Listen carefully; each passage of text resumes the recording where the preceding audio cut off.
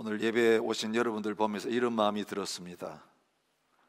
2018년 치열한 영적 전투의 현장이 우리에게 있었는데, 그 전투가 끝나고 여러분 전사하지 않으시고 생존하셔서 이 2019년 예배 자리에 오신 것을 주님의 이름으로 축복하며 환영합니다. 육신적으로만이 아니라 영적으로 하나님의 은혜 없으면 우리 살아남을 수 없어요.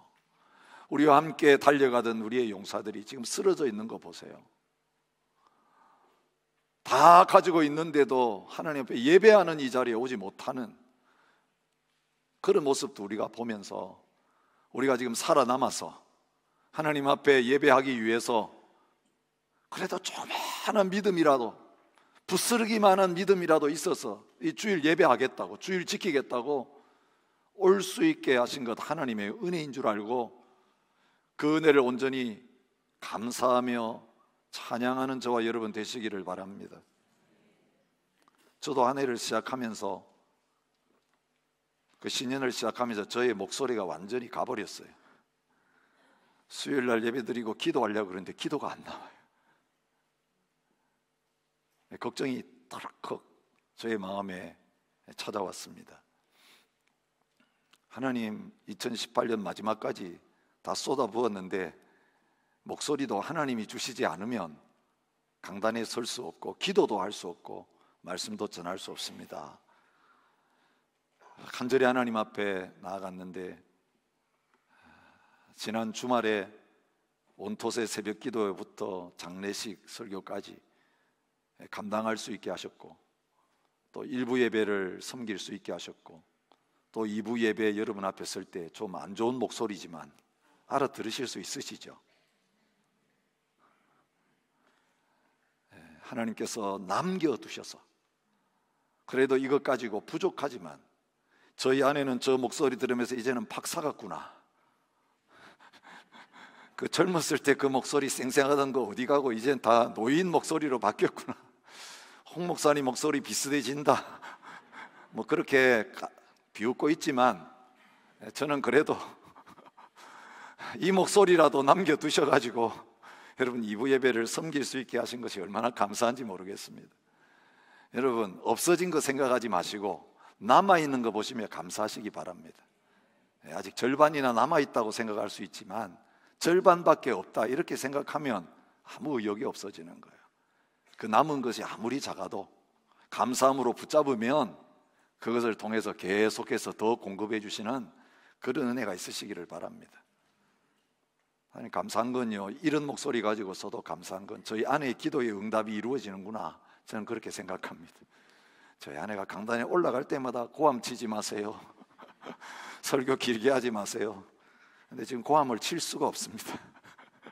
치려고 해도 소리가 나오지 않으니 하나님이 자동으로 볼륨 조정을 해주시는 거, 우리 성도님들 가운데도 야, 저 목소리 듣기 편하다, 이제는 악을 안 쓰시고 저렇게 조용조용하게 하시니 감사하다.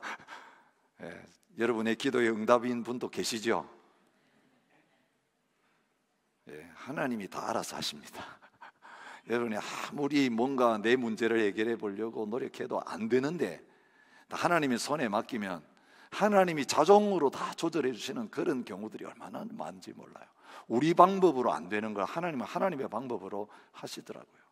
이 안에도 그렇게 우리를 다루시고 또 하나님의 교회 가운데 행하실 주님을 믿음으로 함께 바라보며 나가는 저와 여러분이 되시기를 바랍니다.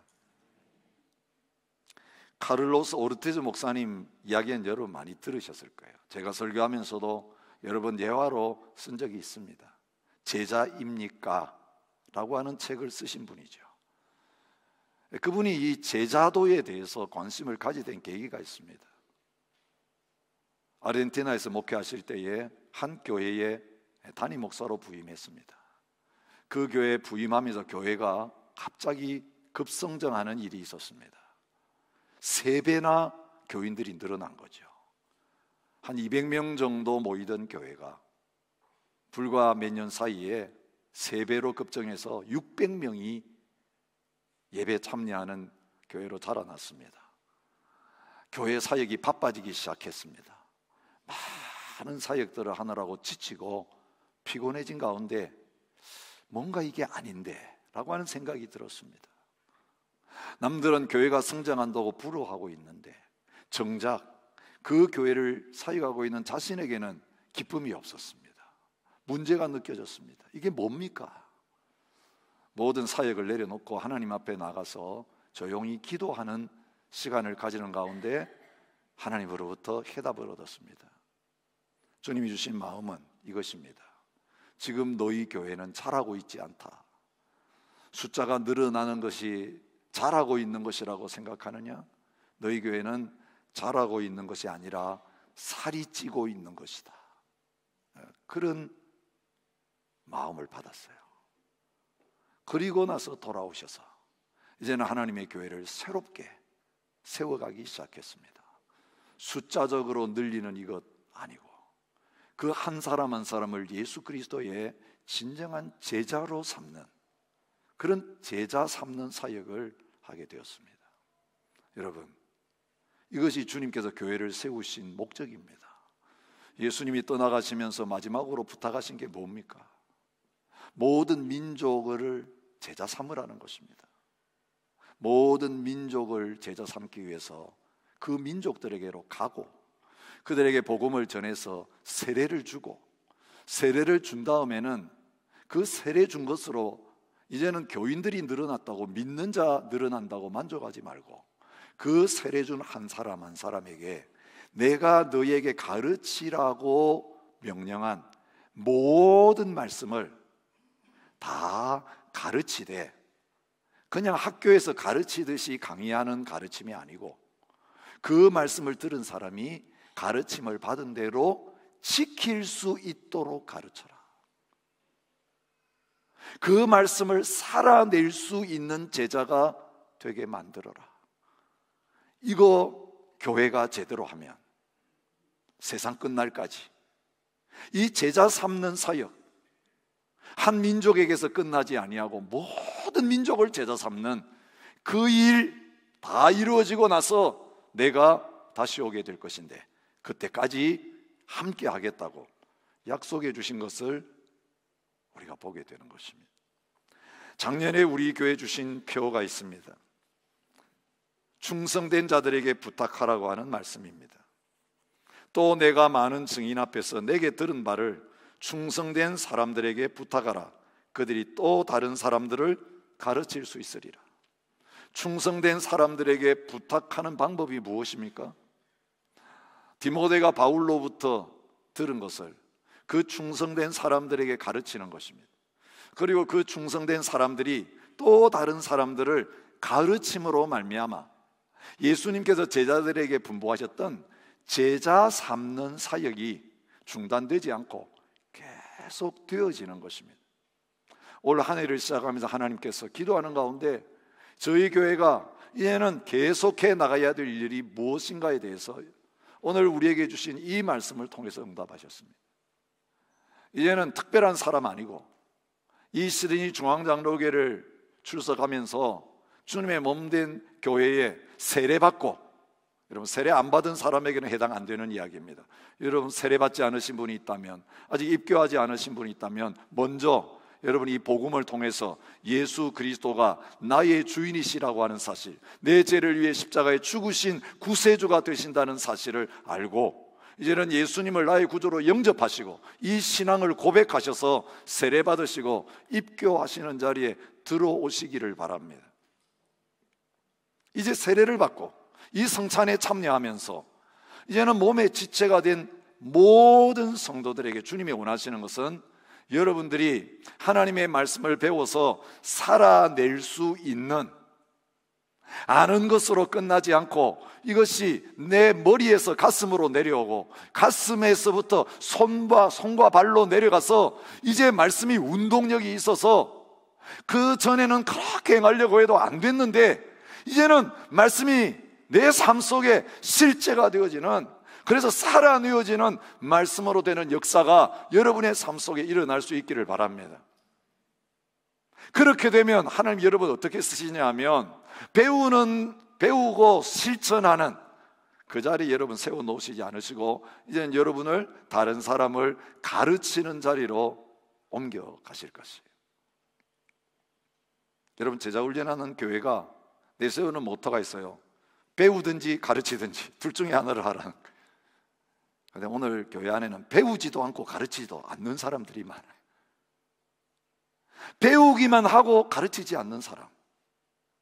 그런데 열심히 또 어떤 사람은 가르치기는 하는데 자기는 살아내지 않고 더 이상 배우지 않는 사람. 저는 신학교에 다니면서 많은 교수님들을 모실 수가 있었습니다.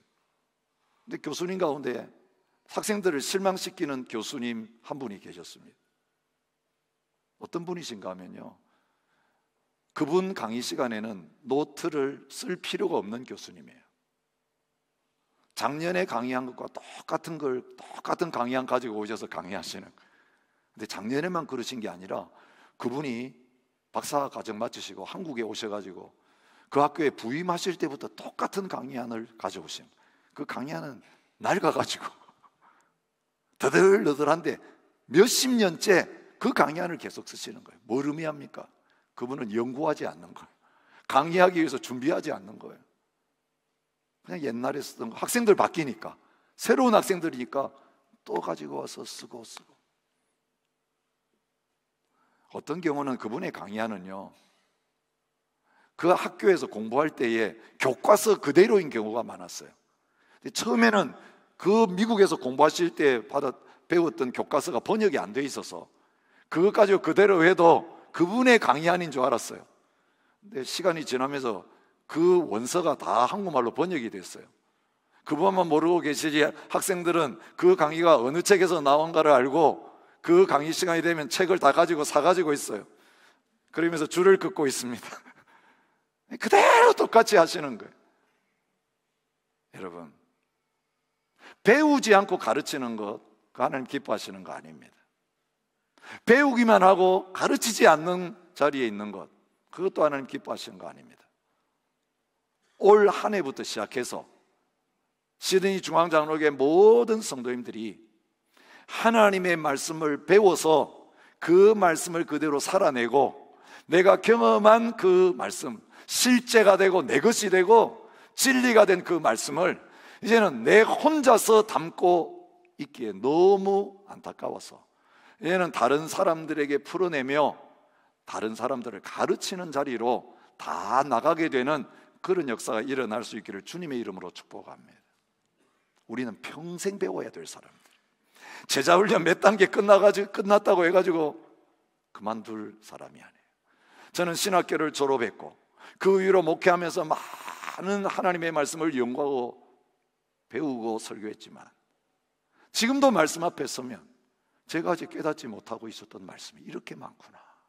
주일 설교를 준비할 때마다 같은 본문인데 같은 내용을 전하는데 그냥 옛날에 전했던 말씀이고 아는 말씀이니까 그냥 그대로 하면 되겠다 쉬운 마음으로 말씀 앞에 나가는데 여러분 그렇잖아요. 제가 말씀 본문 선택하는 것도 아니고 그냥 오늘 묵상 말씀 반복되니까 옛날에 설교했던 말씀을 또 주셔서 같은 본문을 가지고 설교를 해야 될 때가 있는데 여러분 옛날 설교 원고 끄집어내가지고 그대로 하면 얼마나 쉽겠습니까? 근데 그 말씀 앞에 나가면 그때 그 말씀 준비할 때와 다르게 그 말씀이 새롭게 깨달아지고 그 말씀을 깊이 있게 연구할 때에 하나님이 주시는 새로운 진리를 발견하는 그런 가운데 있게 하시는 것을 경험합니다. 아직까지도 하나님의 말씀 배워야 될 게 너무 많구나. 주님 앞에 설 때까지 이 말씀을 계속해서 연구하지 않으면 안 되겠구나라고 하는 도전을 받고 있는 것입니다. 여러분의 삶 속에도 날마다 하나님의 말씀이 새로워지는 은혜가 있으시기를 주님의 이름으로 축복합니다. 그래서 그 하나님의 말씀을 이제는 날마다 새롭게 우리의 자녀들에게 가르치고 성도들의 믿음이 어린 성도들에게 가르치는 그런 자리까지 모두가 나가게 되시기를 바랍니다. 저희 교회에 와서 세례 받으신 다음에 적어도 1년 지나고 2년 지나면 이제는 다른 사람을 가르치는 셀 리더로 교사로 다 세워지는 저희 중앙장로교회가 되어지기를 주님의 이름으로 축복합니다. 여러분 바울이 골로새교회 이 말씀 기록할 때에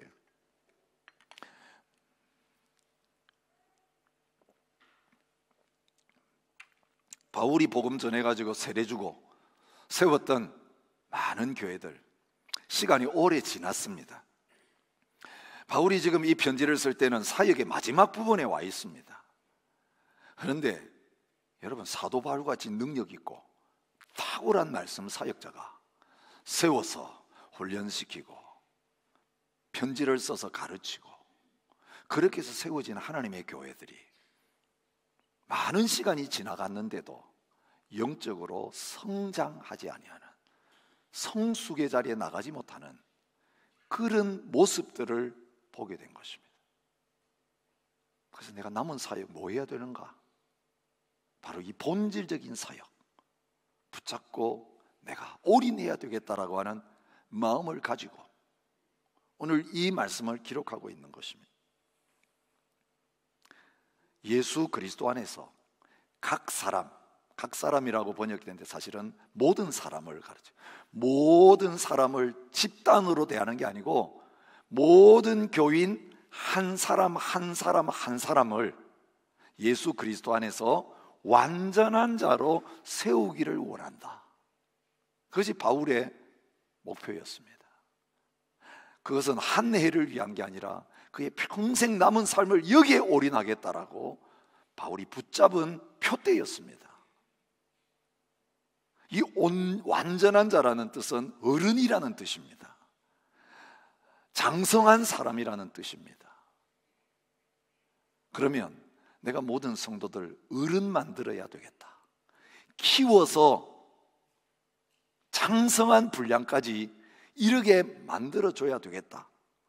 그런 마음을 먹었다면 지금 성도들은 어떤 상태에 있을까요? 자라지 못한 어린아이의 상태에 머물러 있었던 것을 볼 수 있습니다. 그래서 오늘 완전한 자 반대말은 영적인 어린아이인 것이에요. 그 영적인 어린아이의 모습을 모든 교회들에서 다 발견할 수 있습니다. 고린도전서 3장 1절부터 3절에 보면 고린도 교회를 향하여 그렇게 부르고 있습니다. 고린도 교회 성령의 은사가 넘치는 교회였습니다.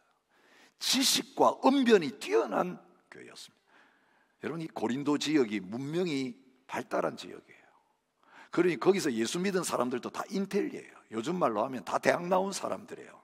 강남 사람들 비슷해요. 그러니 아는 것도 많고 말도 잘하고 거기다가 성령의 은사까지 탁월하니까 사람들 볼 때에 야, 믿음 좋은 사람이구나, 성숙한 그리스도인이구나 생각했는데 실제는 어땠습니까? 누가 세운 교회입니까? 바울이 세운 교회입니다. 바울 떠나고 아볼로라고 하는 탁월한 교사가 와서 가르쳐가지고 훈련시킨 교회입니다. 근데 그 교회의 모습, 여러분, 연수는 자랑하고 세월은 자랑하는 교회가 실제적인 모습은 어떤 가운데 있었습니까? 고린도전서 3장 1절부터 3절입니다. 형제들아, 내가 신령한 자들을 대함과 같이 너희에게 말할 수 없어서 육신에 속한 자 곧 그리스도 안에서 어린 아이들을 대함과 같이 하노라. 여러분, 얼마나 기를 죽이는 말이고 불쾌하게 하는 말인지 몰라요. 지금 어른들 앉혀놓고 애들 대하듯이 내가 좀 대하겠다, 이런 거예요. 제가 설교하다가 갑자기 말을 바꾸는 거예요. 어린이 여러분, 유치부 설교하듯이 말을 탁 바꾸는 거예요.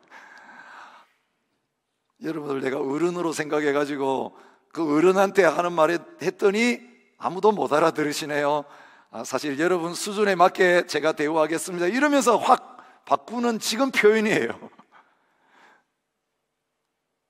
영적으로 성숙한 사람은 어떤 사람입니까? 신령한 사람, 성령 충만한 사람이에요. 어린아이, 영적인 어린아이는 어떤 사람입니까? 육신에 속한 사람이에요. 여러분, 하나님의 교회 안에는 거듭나서 신앙을 고백하고 하나님의 자녀가 된 사람들 가운데 이 두 종류의 사람이 있습니다.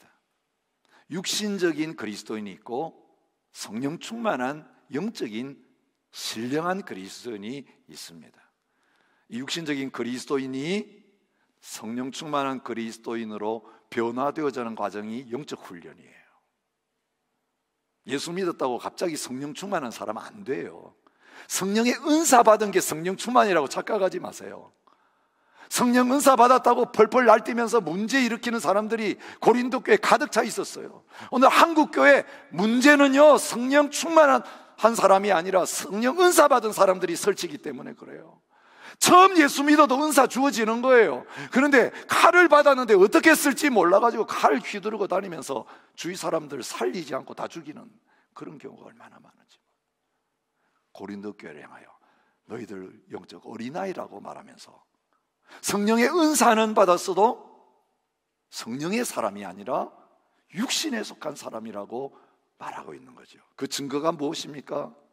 너희 가운데 시기와 분쟁이 있으니 어찌 육신에 속하여 사람을 따라 행함이 아니라.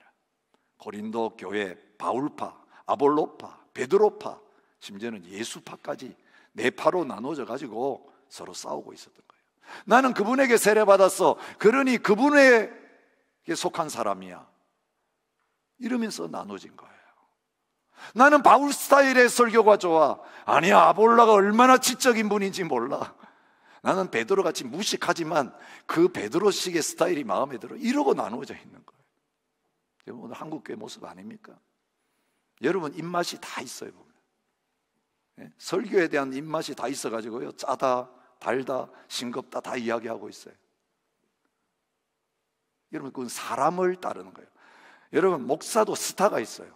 유튜브 클릭 수가 수만이 넘어서는 스타 목사들이 있어요. 그 누가 만들어내는 거예요? 우리 성도들의 취향이 그런 스타를 만들어내고 있어요. 그러면 또 실력 없는 목사님들은 어떻게 합니까? 그 인기 있는 목사님 흉내 내기 시작하는 거예요. 사람을 따르는 거예요. 하나님의 교회에서는 스타가 있으면 안 돼요. 사람 바라보고 교회 다니면 안 돼요. 목사 설교와 그 목사의 리더십 바라보고 교회 선택하고 옮기면 안 돼요. 그 망하는 길이에요. 그 목사가 영원히 그 교회에 있습니까? 목사는 바뀌어도 그 교회 머리 대신 예수님은 같은 분이에요. 주님의 임재를 바라보셔야 돼요. 고린도 교회는 은사 탁월하고 능력 많았지만 사람을 따르다 보니까 서로 영적인 성향이 안 맞는 사람들끼리 같이 예배하고 같이 섬길 수 없어가지고 분쟁하고 시기하고 다투고 있어요. 방언파는 방언파끼리 모이고, 예언파는 예언파끼리 모이고, 신유파는 신유파끼리 모이고. 여러분, 은사는 몸을 온전하게 하나 되게 하기 위해서 준 건데 은사 가지고 몸을 찢어 나누는 그런 일을 하고 있는 거예요. 그게 영적으로 성숙하지 못한 어린아이의 모습이다, 정확하게 진단하고 있는 것입니다. 에베소 교회, 그런 교회였습니다. 에베소서 4장 14절, 이는 우리가 이제부터 어린아이가 되지 아니하여 사람의 속임수와 간사한 유혹에 빠져 온갖 교훈의 풍조에 밀려 요동하지 않게 하리 함이라. 에베소 교회 성도들 역시 바울이 세운 교회예요. 2년 동안이나 두란노 서원에서 가르쳐가지고 세워난 교회 아닙니까? 거기에 성령의 온갖 능력과 역사가 나타났던 교회 아닙니까? 그런데 바울 떠나고 어떻게 됐냐고요. 거짓 교사들이 와가지고 이상한 거 가르치니까 거기에 휙 다 몰려갔어요. 뭔가 새로운 가르침 오면 뭐 이게 신령하다 그러면서 다 이단에 빠지는 그런 자리에 있게 된 거예요. 왜 그렇습니까? 유행을 쫓았기 때문에 그래요. 여러분, 영적인 세계에도 유행이 있는 거 아세요? 뭔가 새로운 걸 자꾸 추구하는 성도들은 결국 거기에 빠지게 돼 있어요. 오래전 옛날 말씀, 복음은 어제나 오늘이나 동일해요. 예수님 동일하신 분이에요. 그런데 뭔가 새 것을 자꾸 내 자신의 귀를 즐겁게 하고 우리의 비위를 맞추는 말을 따라다니다 보면 오늘 이 에베소 교회 같은 영적 어린아이를 면하지 못하는 그런 수준에 이르게 되는 것입니다. 유혹에 빠지고 교훈의 풍조에 밀려서 이리 흔들 저리 흔들, 바람 부는 대로 물결이 이르는 대로 왔다 갔다 몰려다니는 그리스도인이 되는 거예요. 여러분 아세요? 교회 하나가 시험에 들면 수천 명이 없어지고 그 목사님이 옆에 가서 개척하면 수천 명이 옆에 가서 또 다른 교회 이름을 갖다 간판 걸고, 거기서 문제 생기면 수천 명이 이리저리 몰려다니는 현상, 이건 교훈의 풍조에 밀려가지고 왔다 갔다 하는 일이지, 이건 진정한 주님의 몸된 교회와 성숙한 그리스도인의 모습이 아니에요. 그런데 불행한 것은 이런 미숙한 그리스도인들의 숫자가 점점 더 많아지고, 교회 안에 비계쌀과 같이 봉사하지 아니하고 헌신하지 않고 자라지 아니하는 이 비계와 같은 짐이 되는 그리스도인의 숫자가 점점 많아지고, 진정한 제자로서 주님의 몸된 교회와 그 복음을 위해서 헌신하는 자들이 점점 줄어들고 있는 현실이라는 것입니다. 히브리서 5장에도 이러한 영적인 문제를 다루고 있어요. 때가 오래되었으므로 너희가 마땅히 선생이 되었을 터인데 너희가 다시 하나님의 말씀의 초보에 대하여 누구에게 가르침을 받아야 할 처지니. 무슨 말입니까? 믿은 지 벌써 오래됐어요. 시간으로 따지면 선생 될 시간이 지났어요. 그런데 여전히 유치원 수준에서 배우는 그 자리에 머물러 있는 안타까운 그리스도인들을 말하고 있는 것입니다. 영적으로 자라지 않는 것입니다. 영적 지식이 자라지 않는 모습인 것입니다. 이런 그리스도인들을 예수 그리스도 안에서 완전한 사람으로 세우는 그 사역, 골로새 교회를 향하여서 선포하고 있는 것입니다. 이 완전한 사람 어떤 사람입니까? 에베소 4장 11절부터 15절에 말씀하십니다. 우리가 다 하나님의 아들을 믿는 것과 아는 일에 하나가 되어 온전한 사람을 이루어. 이 온전한 사람이 완전한 사람하고 같은 단어예요. 번역이 잘못되어 있어요. 통일시켜서 했으면 우리가 헷갈리지 않을 터인데, 그냥 완전한 사람, 온전한 사람 이렇게 왔다 갔다 하지 말고 성숙한 그리스도인 이러면 딱 돼요. 원의 뜻이 그래요.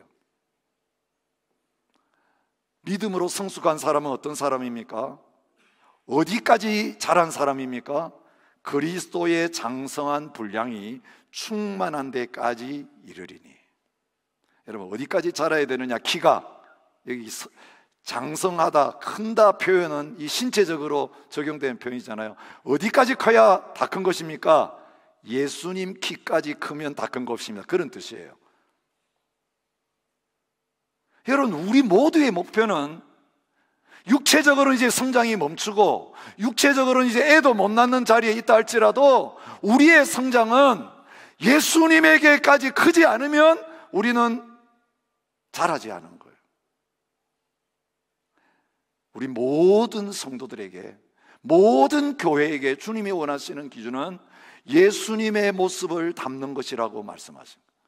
예수님의 성품이 우리 가운데 나타나고 예수님이 하시는 것을 우리도 할 수 있는 그 자리까지 모든 성도들이 자라기를 원하십니다. 그런데 그것은 하루아침에 안 되는 게 아니라 어린아이는 젖부터 먹기 시작해가지고 크듯이 젖 먹는 시간이 끝나면 이유식을 하고, 이유식 끝나면 단단한 거, 이가 났으니까 씹어 먹을 수 있는 음식을 먹이고 계속해서 하나님의 영적 양식을 먹으면서 성장해 가게 되면 예수님의 장성한 분량까지 모든 그리스도인들이 자랄 수 있게 된다, 그것을 말씀하세요.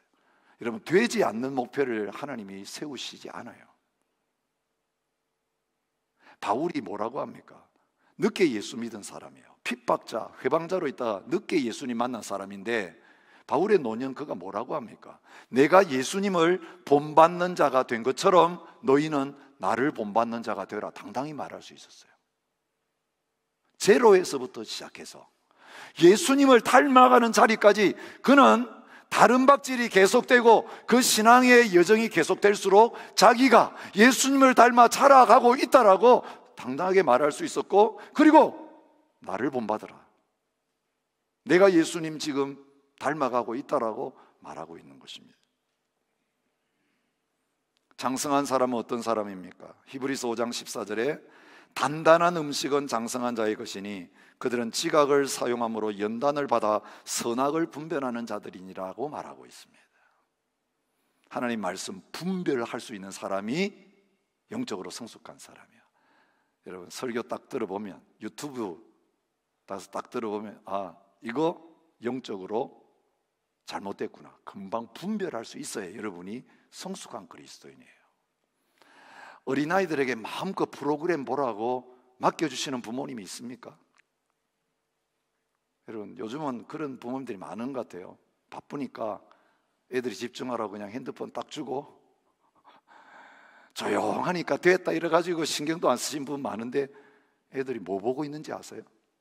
몇 분만 클릭하면 어떤 사이트에 들어가고, 애들이 좋아하면서 웃으면서 보는 그 만화에 어떤 영적 메시지가 있는지 여러분 알고 지금 아이들에게 그것들을 맡기고 계세요? 여러분, 텔레비전 프로그램이 지금 아이들에게 어떤 영적인 해악을 끼치는지 아시면서 애들을 텔레비 앞에 붙여놓고 계세요? 애들이 읽고 있는 책에 어떤 메시지가 있는지 아시면서 책을 사서 열심히 읽으라고 주고 계세요? 여러분, 아이들은 분별력이 없어요. 거기 그냥 주는 대로 쏙쏙 받아들여서 나중에 이제 커가지고 하나님 말씀 가르치려고 하니까 벌써 세상적인 사고방식과 모든 바탕이 다 깔려가지고 말씀이 튕겨 나오는 거예요. 진화론 다 받아들였어요. 동성애에 대한 생각 학교에서도 가르침 받고 온갖 문화를 통해 다 배워가지고 그거는 오늘 이 시대에 맞지 않죠. 아이들이 다 튕겨내는 자리에까지 가요. 왜 그럴까요? 말씀에 대한 분별력, 진리에 대한 분별력이 아이들에게 없기 때문에 그런 거죠. 영적으로도 마찬가지입니다. 하나님의 말씀이 진리인지 거짓인지 분별하지 않고 그대로 다 바로 받아들이고 따라간다면 여러분 망하게 될 것이에요. 설교 듣고 기도하다가 망하는 거예요. 집회 참여하다가 망하고 이단으로 빠지게 되는 거예요. 말씀 더 배우고 말씀 더 열심히 공부하라 가가지고 신천지로 빠지고 하나님의 교회에 빠지고, 그 사람들이 열심히 없는 사람들의 문제는 영적 분별력이 없는, 교회는 오래 다녔지만 말씀으로 양육을 받아서 선악을 진리를 분별하는 장성한 분량에 이르지 못하니까 넘어가는 그런 자리에 서게 되는 것입니다. 오늘 저와 여러분들에게 하나님께서 이제는 모든 한 사람 한 사람을 예수 그리스도 안에서 주님을 닮은 성숙한 영적으로 성장하는 그리스도로 세워가라고 주님께서 이 안에 도전하시는 것입니다. 방법이 무엇입니까? 가르치는 거예요. 말씀을 가르치는 거예요. 28절이 그 방법을 가르쳐줍니다. 우리가 그를 전파하여, 누구를 전파합니까? 예수님만 전파해야 돼요. 복음만 전파해야 돼요. 다른 복음은 없어요. 무슨 이만희가 어떻고 장길자가 어떻고 안상홍이 어떻고 장재영이 어떻고 아무리 능력이 탁월하고 말씀이 탁월해도 사람은 구원자가 될 수 없는 거예요. 이건 적그리스도예요. 거짓 그리스도예요. 거짓 선지자들이에요. 그들에게도 능력이 나타나요. 여러분, 이 이단의 교주들이 얼마나 능력이 탁월한지 아세요? 여러분, 지금 감옥에 들어가 있지만 만민중앙교회 이재롱 목사가 어떤 분인지 아세요? 그 교회 성도들이 지금 교주와 같은 그 목사님이 감옥 가 있는데도 흩어지지 않고 지금 그 교회 다니는 이유가 뭔지 아세요? 그분들 예수 모르던 사람인데 그 교회에 와가지고 그 목사님 안수받고 병 나은 사람들이에요. 기적을 맛본 사람들이라고요. 그 교주를 통해서. 그러니 그 교주가 죄짓고 감옥 가 있는데 이 현실이 드러나도 그걸 안 믿는 거예요. 자기의 체험이 더 실제가 되고 있는 거예요. 여러분, 체험 중심의 신앙이 얼마나 위험한지 알아야 돼요. 사탄도 능력을 행하는 거 아세요? 죽은 자도 살려낼 수 있다는 거 아세요? 사탄도 기도에 척척 응답한다는 거 아세요? 사탄의 예언이 얼마나 영통한지 여러분 아세요? 점장이 찾아다녀 보신 분들은 알 거예요. 얼마나 용한지. 당신은 교회 다녀야 될 사람입니다까지 이야기해요. 여러분, 바울이 복음 전하고 날 때 에베소에 귀신 들린 여종이 뭐라고 그랬습니까? 당신은 하나님의 사자입니다. 알아봤어요. 예수 그리스도만 전해야 돼요. 예수 그리스도의 복음만 가르쳐야 성숙한 그리스도인이 되지, 이것저것 사람의 교훈과 말 갖다 붙여가지고 전하면 영적 어린아이 되게 만들어요. 젖만 먹이면 결국 자라지 못하게 되는 거예요. 각 사람을 권하고 모든 지혜로 각 사람을 가르치면, 여러분, 가르치지 않고서 배울 수 있는 사람은 없습니다. 하나님의 진리의 말씀 어떻게 가르쳐야 되느냐 하면 모든 지혜로 가르치라는 거죠. 예수님도 뭐라고 분부하셨냐면 내가 너에게 분부한 모든 거 빼지 말고 다 가르치라는 거예요. 오늘 우리는 영적 편식할 때가 얼마나 많은지 몰라요. 듣기 좋아하는 말씀이 있으시죠? 늘 묵상하고 암송하는 말씀이 있으시죠? 교회들마다 새해가 되면 송구영신 예배 때 뭘 하느냐 하면요, 제비 뽑기 하는 거 아시죠? 그거 해보신 분 있습니까? 송구영신 예배 때 말씀 카드 딱 가져와가지고 다 하나씩 뽑아요. 근데 여러분 속지 마세요. 거긴 좋은 말씀만 다 집어넣어놨어요. 저는 이렇게 하면 믿겠어요. 성경 전체를 한 절씩 다 적어놓고 뽑게 하면요, 몇 년 못 가서 그거 다 없어져요. 왜요? 저주의 말씀을 뽑는 사람들이 반드시 있게 돼요. 그 사람 기분 좋겠어요? 다 나한테 좋은 말씀 받기 원해요. 예? 그래서 나에게 좋지 않은 말씀 다 튕겨내요. 받지 않아요. 그 성경은 한 번도, 평생 예수 믿으면 한 번도 안 읽어요. 그거 암송하려고 생각도 안 해요. 근데 우리가 매주마다 여러분 성경 본문 묵상을 따라서 66권의 모든 말씀을 묵상하고 모든 말씀을 설교할 수 있게 된 것이 얼마나 감사한지 모르겠어요. 제가 본문을 선택하지 않는 거거든요. 하나님의 모든 말씀, 창세기부터 요한계시록까지 구약과 신약의 모든 말씀을 하나님의 성도들에게 제대로 가르치라고 주님 명령하고 계시는 거예요.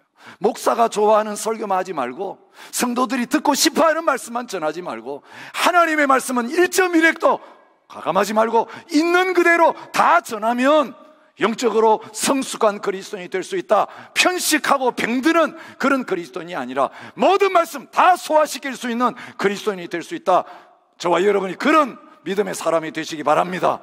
구약도 소화시키고 신약도 소화시키고, 어떤 말씀을 주셔도 묵상하고 거기서 하나님의 양식을 받아내고 거기에서 복음을 발견하게 되는, 거기서 예수님을 만날 수 있는 그 수준까지 세워가시기 바랍니다. 그래서 가스펠 프로젝트 하는 거예요. 여러분 수요일 오셔가지고 창세기부터 요한계시록까지 이제 3년에 걸친 프로젝트를 지금 하고 있는데, 성경 그냥 통독 많이 해가지고 이 진리 발견할 수 없어요. 여러분 배우셔야 돼요. 근데 왜 안 하시는 것처럼 안 나오세요? 물어보면 성경에 대해서 아무것도 모르시면 왜 말씀 배우는 자리에 안 나오시냐고요. 그 시간 뭐 하고 계세요? 여러분 2019년 모든 시대의 중앙장로의 성도들은 말씀 배우는 자리에 다 나오시기를 주의 이름으로 요청합니다. 배우시지 않고 여러분 신앙생활 할 수 없어요. 이 마지막 때에 핍박을 이길 수 없고, 이 사탄의 유혹을 이길 수 없고, 이단의 유혹을 이길 수 없어요. 오늘 성도들을 무장시키려고 합니다. 말씀의 검으로 무장시키는 교회가 되기를 원합니다. 그저 대충 가르치고 배우면 말고 안 배우면 말고가 아니라, 이제는 세례받고 하나님의 백성 되었으면 이 하나님의 말씀의 검을 들고 완전 무장해서 어떤 영적 싸움 현장에 내보내도 말씀 분별하고 사탄의 세력을 분별하고 진리의 검으로 그들의 정체를 드러내어서 오히려 영적 싸움의 승리를 가져올 수 있는 그런 성도들 만들기를 원합니다. 이를 위하여 나도 힘을 다하여 수고하노라. 그냥 대충 해야 될 일이 아니라고 말씀하세요. 재미있어요. 힘을 다하여 수고한다는 표현이 뭐냐면요, 오늘을 보니까 코피아노예요. 코피아노. 지칠 정도로요, 여기에 수고하다 보니까 힘이 다 빠질 정도로 바울이 수고한다는 거예요. 한국을 표현을 하면 코피 나도록 해야 돼. 여러분 기도하다가 코피 나보셨어요? 봉사하다가 코피 나보셨어요? 여러분 우리가 어떤 일에 몰두하면 코피 나는지도 모르게 밤새 공부하다 보니 아침에, 그죠? 고3 때 보면 코피가 출출 나요. 그런데 그게 올인해요. 왜 코피 나는 정도로 하면 그게 중요하기 때문에 그래요. 여러분 말씀 공부하다가 코피 나보시기를 바랍니다. 기도하다가 한번 코피 나보세요. 교회에서 봉사하다가 한번 코피 나보세요. 딴 데서 다쳐오지 마시고, 주의 일하다가 주님의 헌신하다가 남은 목숨 남은 건강 있으면 여기 와서 쓰러지시라고요. 오늘 저와 여러분에게 이 영적인 것이 중요하다면, 내 영적 성장이 중요하다면 그렇게 한번 목숨 걸고, 여러분 우리들도 여러분들 세우는데 목숨 걸겠습니다.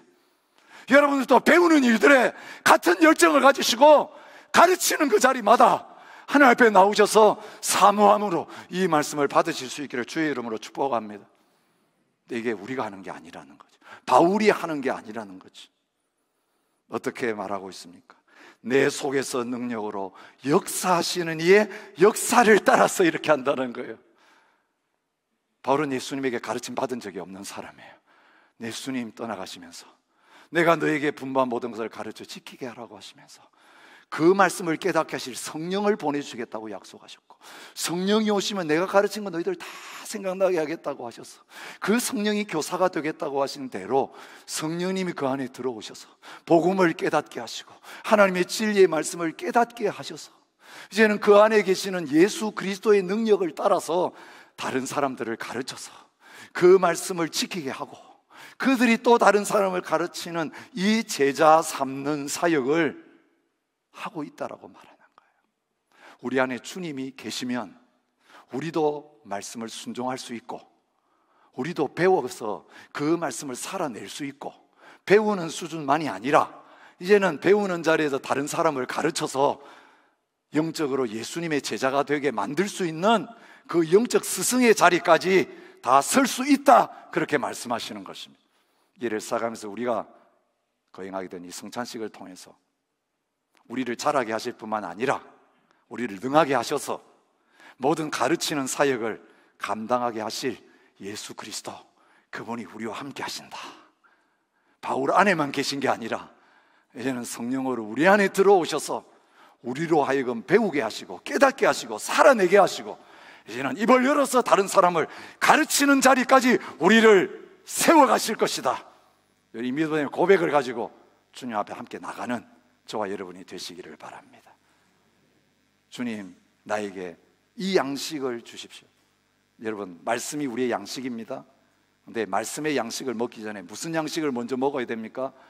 예수님이 내 살이 너희 양식이다, 내 피가 너희 음료수다, 나를 먹으라, 나를 마시라, 이거부터 해야 오늘 우리가 예수님 안에서 말씀의 양식을 먹을 수 있고 말씀의 양식으로 다른 사람을 가르치는 자리에 나갈 수 있는 것입니다. 주님이 나의 양식이 되어 주시옵소서. 나는 2019년 다른 음식으로 사는 게 아니라 예수님을 내 양식으로 삼고 살겠습니다. 말씀이 내 양식이 되는 그런 삶을 살겠습니다. 이 결단과 고백으로 우리를 위해서 자기의 살을 주시고 자기의 피를 쏟아주시고 자기의 전부를 아낌없이 우리 살리는 일을 위해 주신 그 주님 앞에 믿음으로 나가시는 이 시간이 되시기를 축복합니다. 그러니까 찬양하며 이 성찬의 자리에 나가겠습니다.